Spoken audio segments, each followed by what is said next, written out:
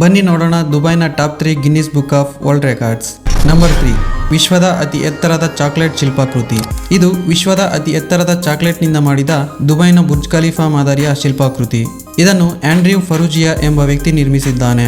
ಇದು ಸುಮಾರು 44.4 ಅಡಿಗಳಷ್ಟು ಎತ್ತರವಿದ್ದು 5200 kgಗಳಷ್ಟು ಬೆಲ್ಜಿಯಂ ಚಾಕ್ಲೇಟ್ಸ್ಗಳನ್ನು ಬಳಸಿ ನಿರ್ಮಿಸಲಾಗಿದೆ ಹಾಗೂ ಇದನ್ನು ತಯಾರಿಸಲು ತೆಗೆದುಕೊಂಡ ಒಟ್ಟು ಸಮಯ 1050 ಗಂಟೆಗಳು.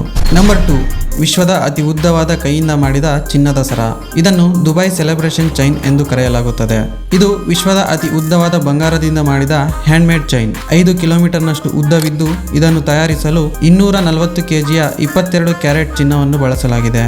ಇದರಲ್ಲಿ ಒಟ್ಟು 40 ಲಕ್ಷ ಚೈನ್ ಲಿಂಕ್ಸ್ಗಳಿರುತ್ತವೆ.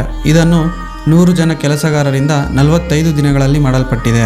ನಂಬರ್ 1, ವಿಶ್ವದ ಅತಿ ದೊಡ್ಡ ಕೈಯಿಂದ ನೇಯ್ದ ಕಾರ್ಪೆಟ್.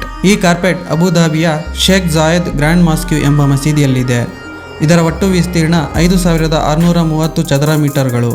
ಇದು ಎಷ್ಟು ದೊಡ್ಡದು ಅಂದರೆ ಇದನ್ನು ನೇಯಲು 2.2 ಬಿಲಿಯನ್ ಅಂದರೆ 220 ಕೋಟಿ ಗಂಟುಗಳನ್ನು ಹಾಕಲಾಗಿದೆ ಎಂದು ಹೇಳುವ ಮೂಲಕ ನೀವು ಇದರ ಗಾತ್ರವನ್ನು ಅಂದಾಜಿಸಬಹುದಾಗಿದೆ.